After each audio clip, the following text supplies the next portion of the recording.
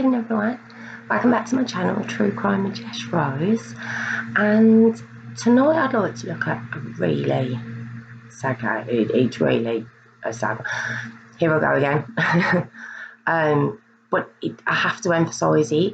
And it's a young boy called Daniel Pelka. Now you might remember it because it only goes back to 2012. And it's just awful. It's just an awful, awful story. Now, Daniel Pelka, was born on the 15th of July 2007 in Coventry in England, and just a gorgeous little boy, beautiful little boy, blonde, quite shy. They used to call him Rudy, that was his nickname.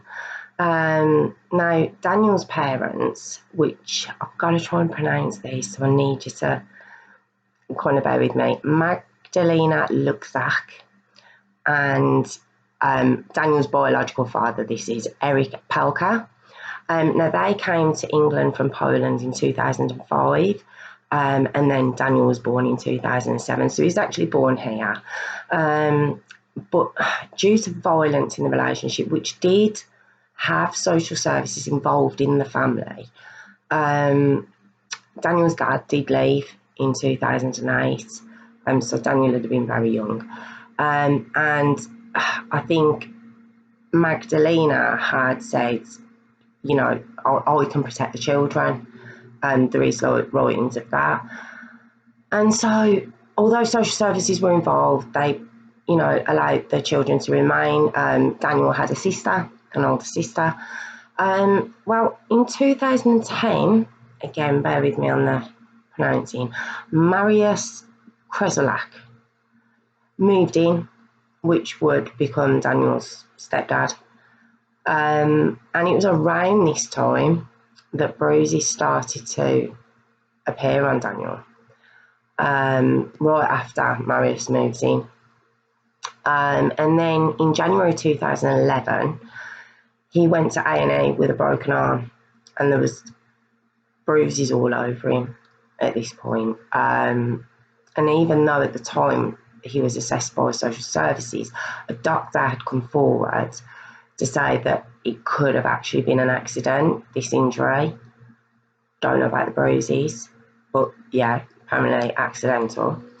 Now, in November of 2011, Daniel's school started to notice he was stealing food out of other kids' lunchboxes, and you know, and out of bins and stuff. He was constantly hungry. He was always hungry. And when they asked his mum about this, she was just like, he does it at home. He's always hungry. He raids the fridge at night time, and we're having real trouble with him because he's stealing food at home, essentially. So that was the excuse that was given. Now, Daniel was absent from school quite a lot, and one of his, well, I think it would have been his only kind of report, we had him down as only being in school 63% of the time. Now, at the start of 2012, Daniel was still stealing. He was food. Like I said, constantly hungry. The teacher had bought a chocolate cake to share with the whole class, I think after lunch or something, and he ate more than half of it. You know, he must have snuck in the class, or, you know, when the right came. But yeah, he ate half of the cake, and, you know, the teacher's pointing out these things to the head teacher of the school, because it's not normal. It's not normal for a child to be behaving like this. And they also noticed there are bruises to Daniel. There are bruises, you know, and marks on him, and he's losing an awful lot of weight.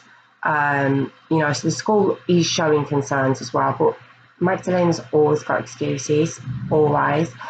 But the school book an appointment with a paediatrician.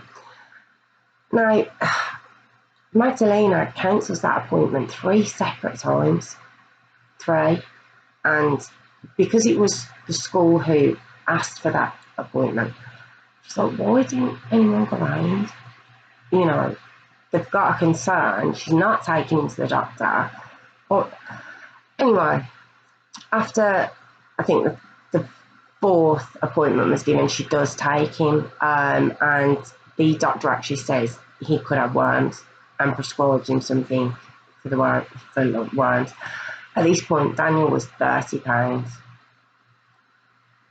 just over 2 stone. He's 4. On the 28th of February 2012, so not long after that, a couple of weeks, Daniel was very pasty. His skin was all sunken. He wasn't talking to anybody. I mean, he didn't speak great English anyway. Don't forget, he's only a baby.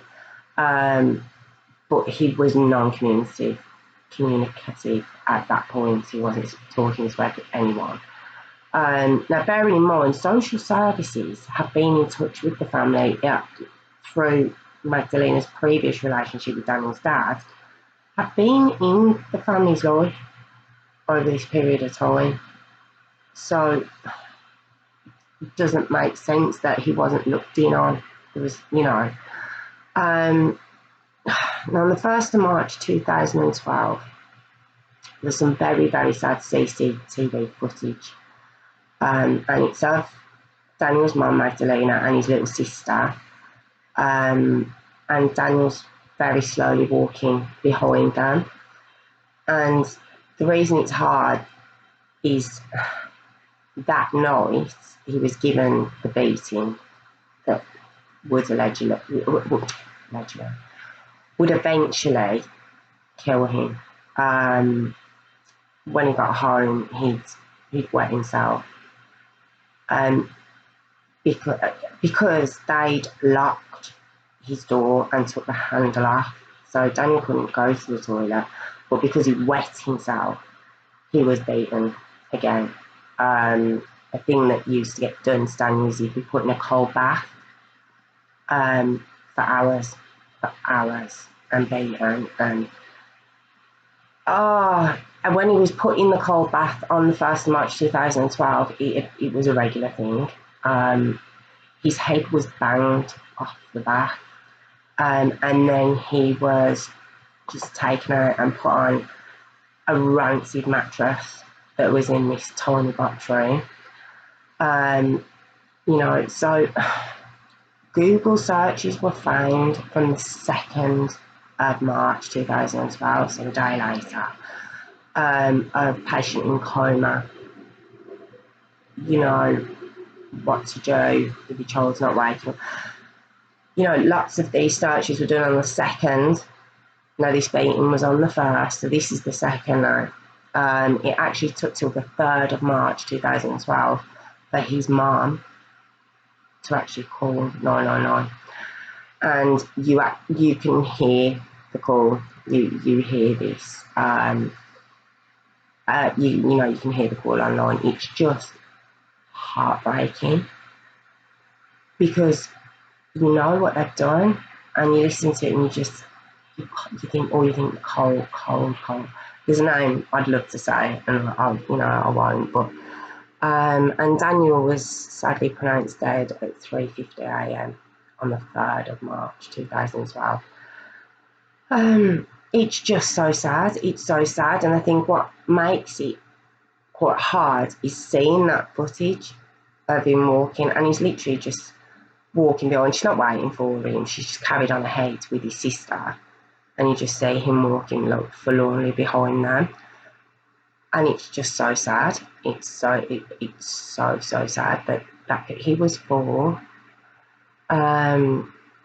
The autopsy showed that Daniel had 22 injuries. 10 were actually to his head. He was severely underweight, and I remember me saying he was 30 pounds when he went to see the doctor. This is a month later. He's 23 pounds. So when he died, he was actually only 1 stone 9 pounds.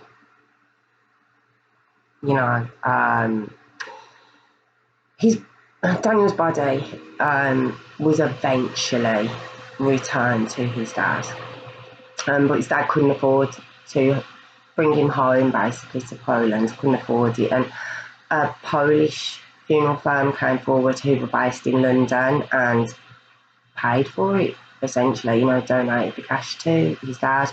So Daniel was eventually buried on the 3rd of September in 2013 in Poland. And you can, if you look online, you can see the gravesite, and it's beautiful. It's beautifully kept, and it's just so sad. Marius and Magdalena both denied murder, but admitted child cruelty.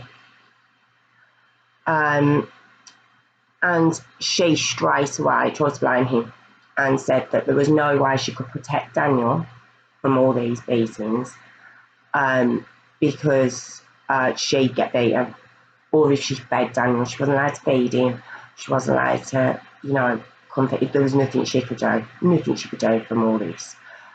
But Daniel's sister in the trial actually testified to say no. Magdalena had tried to drown Daniel before in the cold bath, and the sister had seen that, so it wasn't all him at all. It was both of them. Like I say, he wasn't allowed to use the toilet. He was locked in a box room. His sister said she used to try and sneak food into him, and when they realised that, they took their handle off the door, so she couldn't even help him in that way. I mean, it's so devastating what happened to Daniel, but his sister as well, what she went through and had to see and witness, and she said she loved her brother. It's just awful. But the reason we know a lot of this as well is through text messages that were found. So always, it's not an email, it's text, on their phones, between them. They're disgusting. You can go online, and read, they're just horrific. It's, what am I supposed to do now? You're beating him too hard now. I can't take him out now. Magdalena to him. Him going, don't worry, just put him in the room, we'll be fine. There's no point worrying about it. This is a child they're talking about. This is her biological child. And it just utterly, and we found out through his sister that he was forced to eat salt. So if it was suspected that he'd eaten at school, they'd give him salt to make him vomit, just so he couldn't eat. Just so there was, when the police went into their home, the cupboards were full. The cupboards, the fridge, were full. Just horrible people. Poor Daniel, he was made to do squats. He was made to do sit-ups. Now imagine he's not eating, he's not drinking, and then making him do squats and sit-ups, and you just can't imagine what this poor little boy was going through. You just can't. And more to the point, how a mother could do that. Marius was his stepdad of not very long, and obviously was just a vile person, but that was his mom. Biologically, she'd got rid of his dad out of their lives. Or what was that, just because he was just beating her and he wasn't beating the kids, so it was okay. We'll get away now. But when it was a kid, she wasn't that. There was text to prove that they were both on drugs, they drank a lot, they just, the texts were just awful, you can see them. On the 2nd of August 2013, they were both jailed for life and given a term of 30 years, which is, in a lot of the stories I've done, it's quite unusual, deserved, and more so. 30 years for both, that's what they both got. And even though that was done, there was a huge public outcry of the missed opportunities to have helped Daniel. We spoke about Victoria Columbia, and the missed opportunities for her, and this was 5 years later, and the social services were aware of this family. £10,000 coin from the public was donated to the NSPCC in his name, and there's actually a memorial held in Coventry. It's at St Paul's burial ground in Coventry, And you can see that online, and it's just beautiful. And they have memorials there, and I think the most recent one was in 2018, and it's just lovely. It really is like this outpouring of grief and sadness for this little boy that no one noticed. I mean, the school did. It was like, but when you look at the photos, you see the school photos, and you see kind of when he started. He was only 4, so it would have been a very short amount of time. 2 days before this happened, and you see the CCTV. I've been walking just this waif of a boy, and you're just like, oh my God, couldn't something have been done? But the cowards haven't done their 30 years. They didn't even get 3 years into their sentences. Magdalena, on the 14th of July 2015, so the day before Daniel would have turned 8, was found dead after hanging herself. And on the 27th of January 2016, so less than a year later, Marius was found dead of a heart attack. Apparently might have been able to be saved, but he wouldn't let anyone help him because he didn't want people to know who he was. You know, cowards to the end, obviously. Oh, it's just such a sad case. It really is. It's just, it leaves you. Like, it didn't even get the kind of justice, and they couldn't even see that out. You know, that was the people they were. It's just, so I can see why, you know, these memorials are done for him, and because it's just, you can imagine the public feeling like you feel it yourself as you think about it. You just, how did this happen? Again, just like Victoria Climbier, he wasn't hidden. He was going to school. He was being seen by people. And this happened again. And the text messages, they're just, you know, please have a look. They are upsetting because you can't believe they're talking about a little boy in these text messages. They're talking about a dog. You know, you'd be devastated to see that. So, you know, you can see how bad it is when you read them, and then to hear her phone call, you know, feigning upset at what was going on, just absolutely sickening. But because there is this ongoing memorial, you can see on Facebook, in commentary, in Poland, you know, people have actually been from here to visit his grave in Poland. You know, I thought it would, you know, I felt like I needed to do this one as well, because another one should never be forgotten. You know, it should never be forgotten. These mistakes keep happening. You know, and it's very hard because the people to blame are the people who killed him. That's it. That's it. I've said that before. You know, they are the people that did this.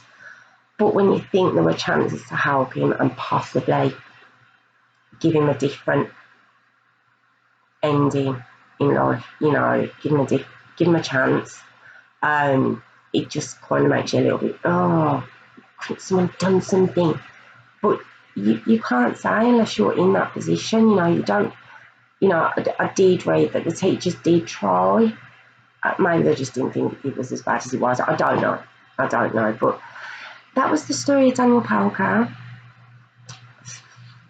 Again, such a sad story. But thank you for joining me. Thank you very much. If you've got any comments, please pop them in the box. And again, if you'd like to subscribe, I'd really appreciate it. And yeah, thank you so much again for joining me, and I'll see you soon. Thank you.